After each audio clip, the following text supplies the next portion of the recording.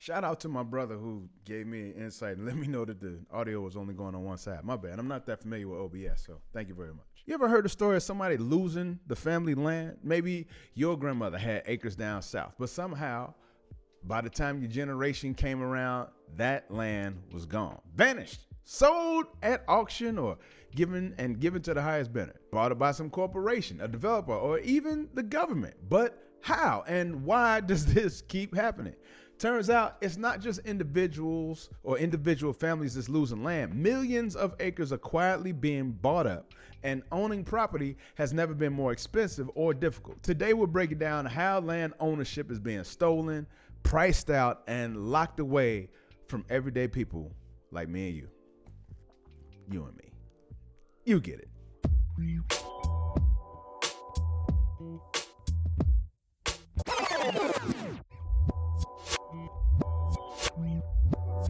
Peace and blessings. What's good? This is your boy 7 Inglewood Zone right now in your zone, and this is another episode of The Blackman Show presents Society Breakdown. And today we are breaking down land ownership. Why is land ownership getting harder? Who's actually buying up all the land, and how can regular people still build wealth? Is it even possible through land? Let's get into it. I mean, there was a time when the American dream actually meant land ownership. I mean, there was a time when the Americanization, there was a thing called Americanization. It was an actual program, I think, that went into effect where funds were used to help immigrants, American whites, get homes, get loans, military, white people, but it helped them to get loans and to get funds so that they could build houses and, children go to schools and they start building communities and things like that. So it was encouraged. The government actually encouraged the building of community. However, comma space, I think we already talked about this at the same time, Black people were being locked out of those opportunities. So while white people were getting opportunities and things built for them, like actual funding that was being pushed towards them to help build up the middle class as well as America itself, Black people were getting vagrancy laws, Jim Crow laws, redlining, and all the things that we talked about that led to the civil rights movement that was supposed to outlaw all the banning and things that happened. But you could start right there and see where the imbalance started to take place. And so those communities that ended up being built led to public pools and public schools and things like that, which everybody loved. But suddenly when Black people were allowed to finally come into your area, come into your schools and come into your pools, now they're putting acid and bleach into the water, and they're putting concrete over the pools completely. So that way, hey, you can't come and swim with our people. A lot of those communities that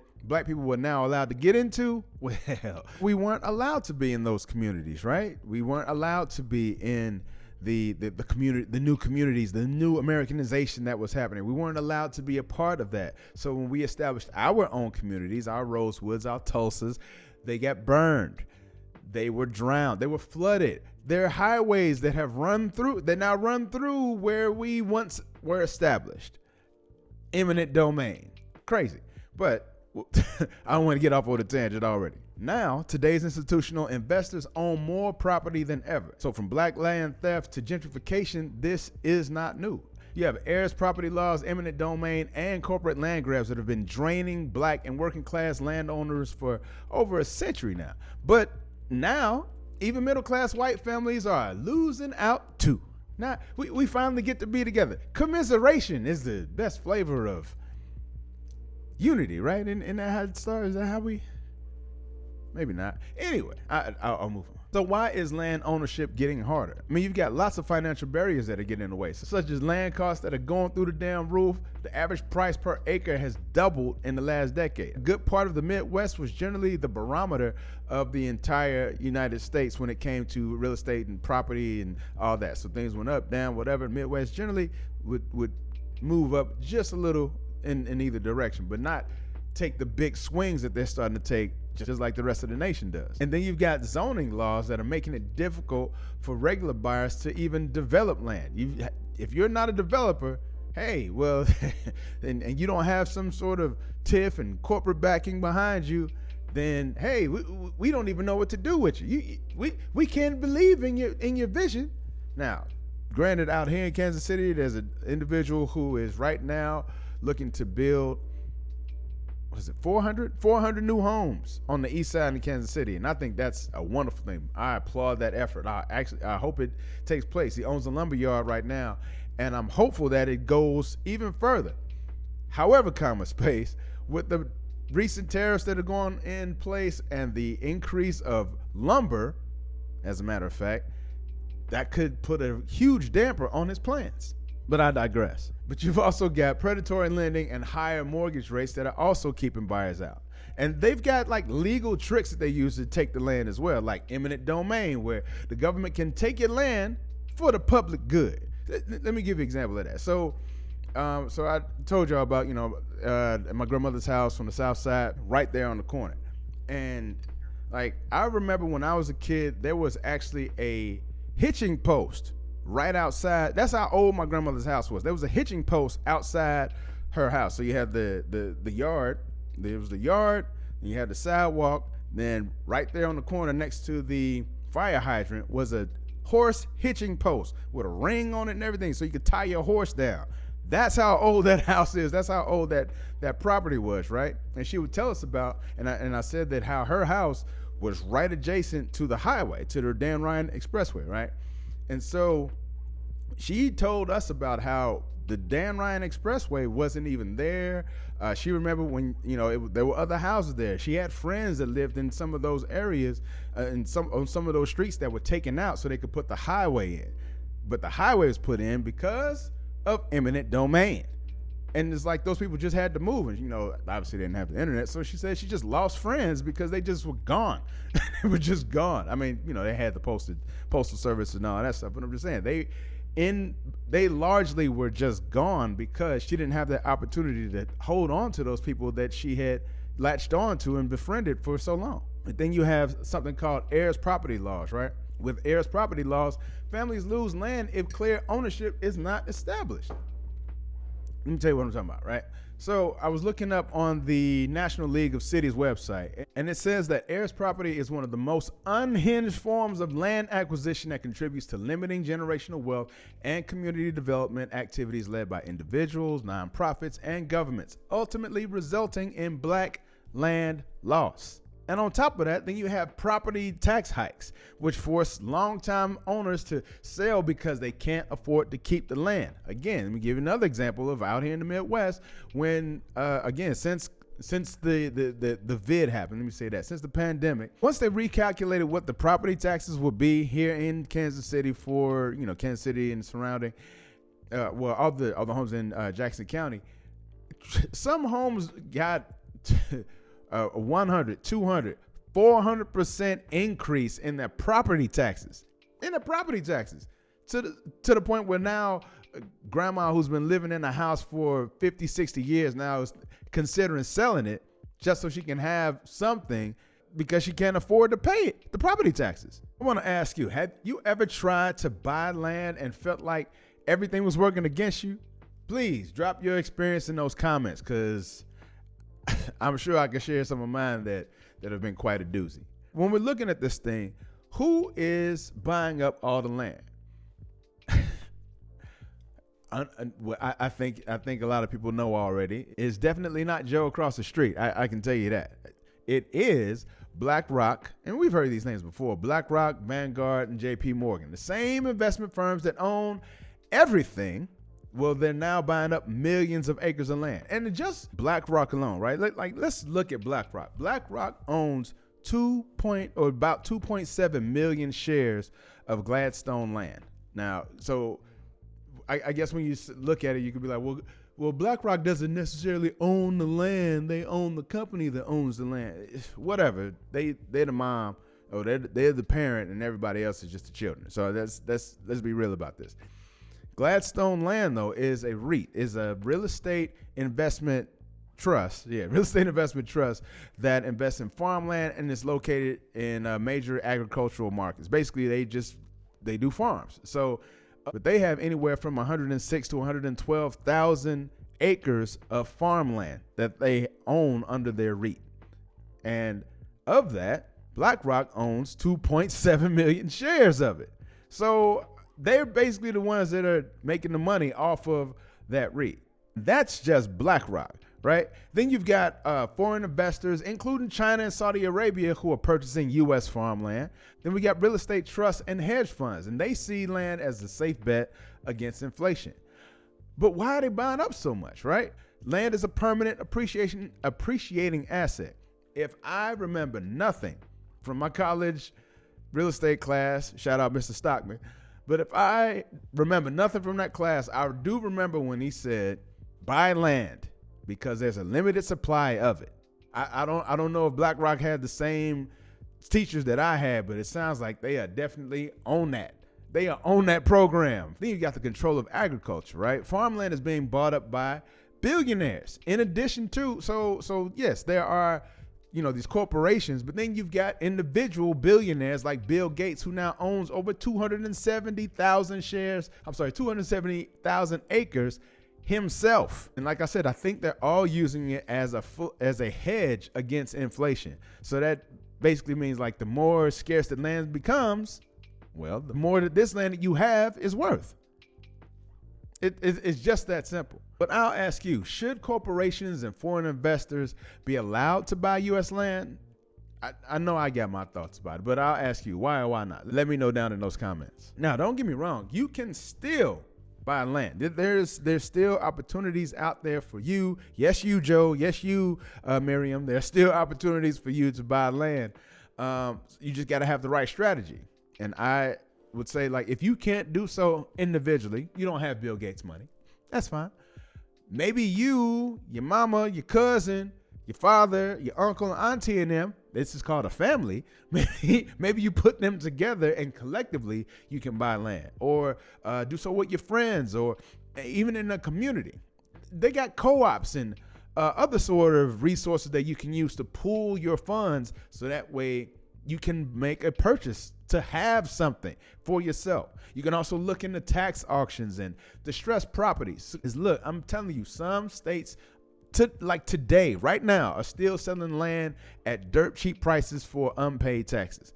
And I think that's a huge come up for somebody trying to get something. Then you can also consider rural or underdeveloped areas where land is still affordable in certain states. I mean, there are still programs available today through the USDA where you can get funding for your property, and you can get funding to pay for it. I'll put some links into the description so that way you guys can, maybe if you're really interested, you can do your thing. But then there's my favorite alternate way of getting some land is to do so through homesteading and off-grid communities, or as they call it nowadays, or you hear it a lot, family compounds. Because look, there's a growing movement of people who are opting out of traditional home ownership and saying, you know what? I'll use my family, for example. So like my two brothers, hey, one brother can be over here with his family. Another brother can be over here with his family. Mom can be over there. My mom and dad can be over there. Grandparents can stay over there in their place. And this is all on the same land. And we all take care of the land. And we're all responsible for this land because this land is our land. I'll ask you this. If you had an opportunity to buy land, what would you do with it? Seriously, like, what do you think? Like right now, you're in a place to even say that you have a plan in place. Do you have any ideas? Do you have any thoughts? Let me know down in those comments. But yeah, the fact is that land ownership is harder because corporations and billionaires are just buying everything. Government loopholes and economic barriers keep working class people from owning land. But there are still ways to invest in land smartly. You just got to get you some friends. Do you got you some friends? As long as you got you some friends, some family, somebody who don't think you ain't shit, maybe you could put some money with them and collectively buy something to have something. Because trust me, having something is much better than not.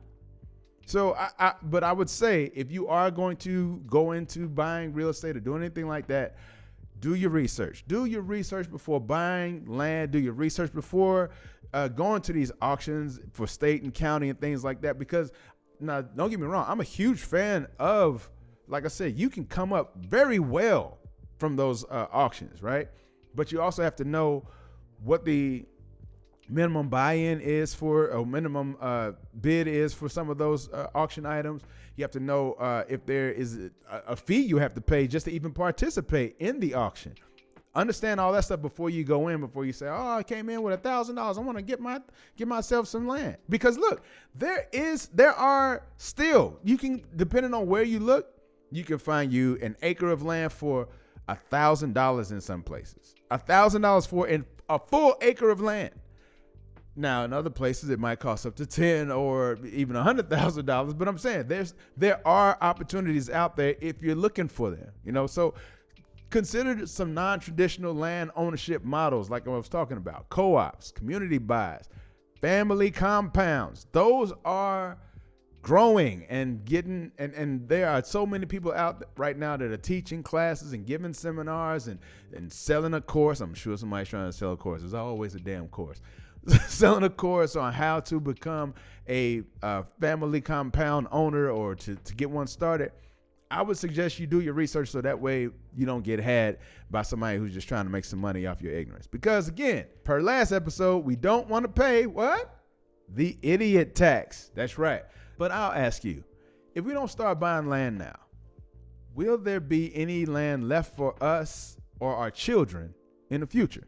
What are your thoughts on that? Because I think that time is of the essence.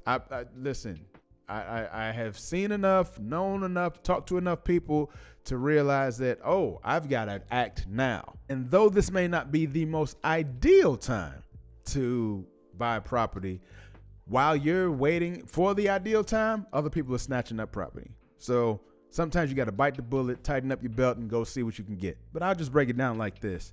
The American dream of land ownership is not exactly dead, right? It's just been hijacked. But if we don't act now, we'll be left renting forever while corporations own everything.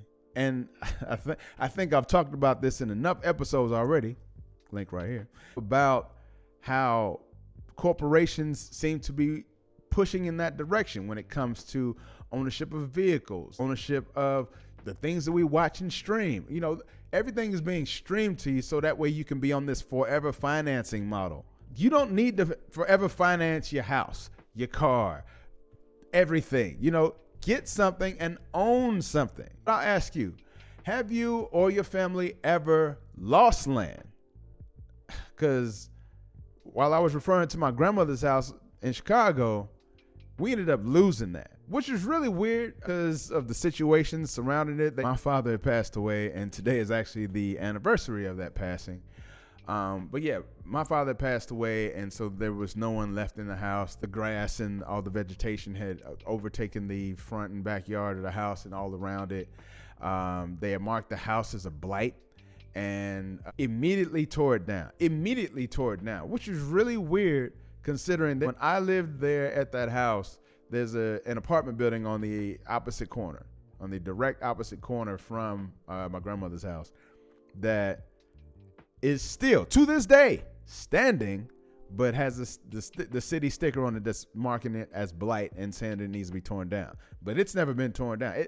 It's been up for 20 years. The blight sticker on it has been up for 20 years. They haven't torn this down. But my house is marked blight. It tore it down immediately.